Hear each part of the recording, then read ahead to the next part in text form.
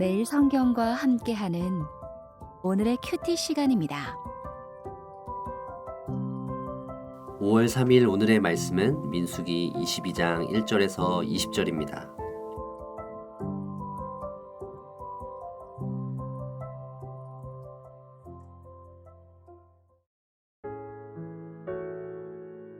이스라엘 자손이 또 길을 떠나 모압 평지에 진을 쳤으니 요단 건너편 곧 여리고 맞은편이더라. 십볼의 아들 발락이 이스라엘이 아모리인에게 행한 모든 일을 보았으므로 모압이 심히 두려워하였으니 이스라엘 백성이 많음으로 말미암아 모압이 이스라엘 자손 때문에 번민하더라.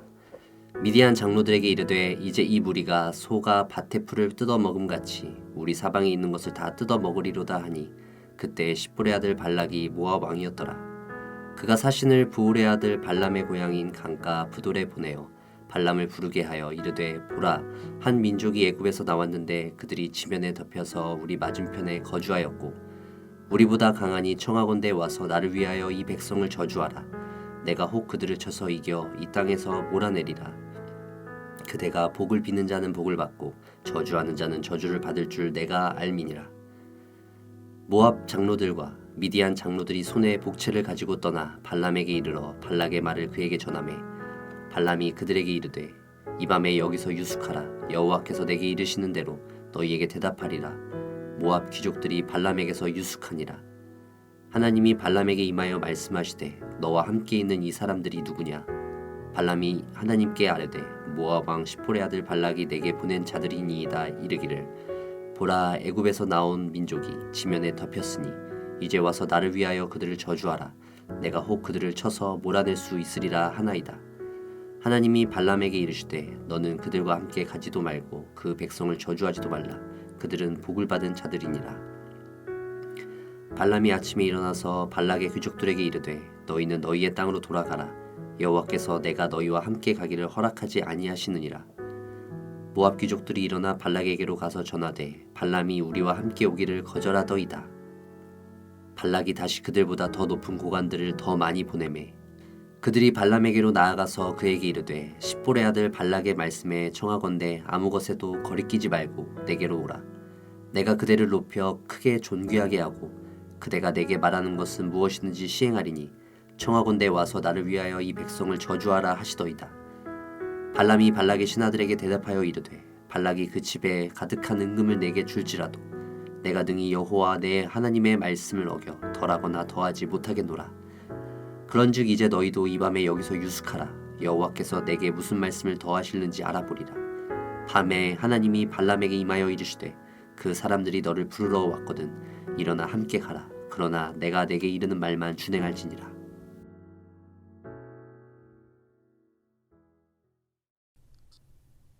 본문에서 이스라엘은 요단강을 마주대하고 모압 평지에서 진을 치고 있습니다. 모압 왕 발락은 그런 이스라엘이 싫습니다. 마치 자신의 밭을 침략해서 자신의 양식을 뜯어 먹어 치우는 못된 소떼처럼 보입니다. 하지만 정작 자신은 힘이 약합니다. 과거 시온에게 땅을 빼앗겼던 모압으로서는 시온을 이긴 이스라엘은 강한 침략자로 보일 뿐입니다. 마음으로는 아모리와 바산의 왕들처럼 당장 칼을 들고 나가서 싸우고 싶지만 이스라엘을 이길 자신이 없습니다. 그래서 생각해낸 것이 주술입니다. 주술은 고대 세계에서 일반적으로 신의 힘을 빌어서 사건에 변화를 주기 위한 목적으로 행해졌습니다. 신의 행동이 주목되긴 하지만 궁극적으로는 인간의 뜻이 적극 반영되는 것입니다. 그런데 하나님은 고대 세계에서 일반적으로 행해지던 주술을 그의 백성들에게 철저히 금지하셨습니다. 하나님께서 어떤 사건에 변화를 줄 수 없어서가 아니라 인간에 의해서 움직이는 신이 아님을 분명히 보여주고자 하신 것이라 생각됩니다. 다만 발락은 하나님의 백성이 아닙니다. 그에게 하나님의 뜻은 아무 상관도 없습니다. 발락에게도 분명 이런 주술을 할 수 있는 사람들이 있었을 것입니다. 그런데도 그는 부올의 아들 발람을 불러옵니다.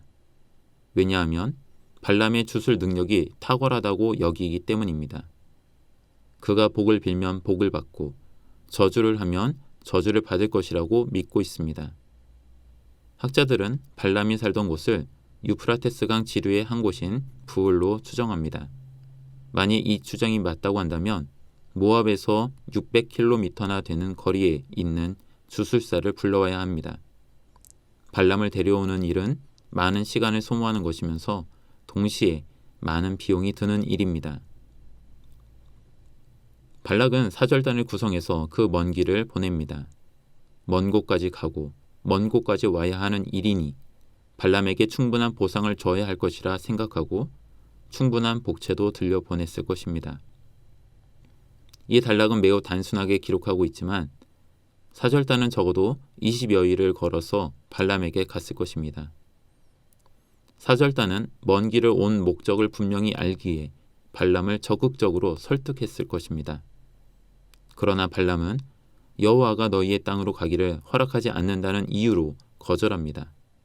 임무를 실패한 일행들이 다시 모압으로 20여일을 걸어서 돌아와서 발락에게 보고합니다. 보고를 받은 발락은 발람이 욕심이 많은 사람이라고 판단했습니다. 그의 신이 뭐라 말했는지가 중요하지 않습니다. 발락에게는 신의 뜻보다는 거래에 알맞은 비용을 맞추는 것이 더 중요해 보입니다. 다시 사절단을 꾸리는데 이번에는 더 신분이 높은 사람들을 더 많이 보냅니다. 본문에는 구체적으로 말하지 않으나 복채도 더 많이 준비해서 보냈을 것입니다. 두 번째 사절단이 왔을 때에도 발람은 하나님께 물어봅니다. 그런데 이번에는 그들과 함께 가라 하십니다. 단 하나님께서 하시는 말만 말해야 합니다. 오늘 본문은 앞으로 전개될 배경을 소개하는 단락입니다. 발락은 자신의 목적을 이루고자 주술가 발람을 불렀습니다. 과연 발락이 발람을 통해 자신의 뜻을 이루는지 그렇지 않은지는 지켜보면 알게 될 것입니다. 오늘 본문의 범주 안에서 함께 이야기 나누고자 하는 것은 하나님의 은혜에 대하여입니다. 발락은 이스라엘을 묘사하기를 소에 비유했습니다. 그리고는 이스라엘이라는 소들이 자신의 땅에 있는 모든 것들을 다 뜯어먹는다고 한탄했습니다. 사실 식물을 파괴할 정도로 뜯어먹는 것을 비유한다면 메뚜기가 더 잘 어울릴 것 같습니다. 이는 출애굽기와 구약에서 종종 사용하는 이미지입니다. 그런데 발락은 메뚜기가 아닌 소로 비유합니다. 재미있는 것은 이스라엘이 과거 자신들을 가리켜서 메뚜기라 했었다는 점입니다. 이스라엘은 가나안 정탐을 마치고 나서 가나안 주민과 비교하기 위해서 자신들을 메뚜기라 하였습니다. 이것은 이스라엘의 위상에 대한 이야기였습니다. 이스라엘은 가나안을 정탐할 때만 해도 스스로 연약해 보이기만 했습니다.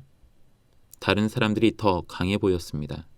그래서 메뚜기의 스스로를 비하했던 것입니다.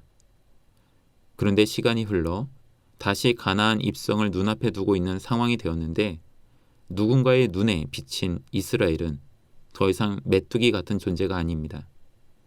그들은 소처럼 강한 존재가 되었습니다. 그것도 큰 무리가 되어서 드넓은 평지를 호령하는 것처럼 보입니다. 처음 가나안을 정탐했던 때의 1세대 이스라엘과 이제 가나안의 입성을 위해 모압 평지에 진치고 있는 2세대 이스라엘은 같으면서도 다릅니다. 1세대나 2세대의 인구 조사를 비교해보면 이스라엘의 인구는 그때나 지금이나 같습니다. 하지만 이스라엘에 대한 평가는 달라졌습니다. 스스로 메뚜기로 비하하던 때는 지나가고 이제는 누가 봐도 강한 군대가 되었습니다. 하지만 민수기 어디에도 이스라엘이 특별 훈련을 했다던가 새로운 무기를 만들었다는 내용은 없습니다. 오직 강조하는 것은 하나님께서 그들에게 복을 주신다는 것입니다. 하나님의 은혜 외에는 설명할 수 있는 것이 없습니다. 결국 세상에 사특한 음해가 있다 할지라도 하나님께서는 자신의 백성을 직접 지키시고 강하게 하십니다. 오늘을 사는 우리에게도 이런 은혜가 함께 있기를 기도합니다. 세상을 마주대할 때마다 한없이 작아지는 기분이 들어도 괜찮습니다. 원래 우리는 작고 연약한 존재일 뿐입니다. 이것을 인정하지 않으려 하면 할수록 우리는 발락과 같이 수단과 방법을 가리지 않고 세상을 이기려 할지 모릅니다. 그러나 우리는 그렇게 싸워서는 안 됩니다. 우리의 주님께서는 그런 방법을 싫어하십니다. 분명 우리의 주님은 크고 강하십니다. 그분을 인정하고 의지하는 것이 가장 좋은 병법이 될 것입니다. 주님께서 베푸시는 은혜가 우리도 모르는 사이에 우리를 크고 강한 주님의 군사로 만드실 것입니다. 세상의 저주에 위축되지 마십시오. 주님께서 그 저주의 말을 공허하게 하십니다. 기도하겠습니다. 주님, 주님의 군사가 되어 세상을 이기기를 소원합니다. 비열하고 사특한 방법으로 세상을 이기는 것이 아니라 주님의 말씀으로, 주님의 사랑으로, 빛과 소금의 역할로 세상을 이기게 하옵소서. 그럼에도 불구하고 우리의 연약함을 고백합니다. 우리에게 부족한 말씀의 힘을, 사랑의 힘을, 주님의 은혜를 허락하여 주옵소서. 예수님의 이름으로 기도합니다. 아멘.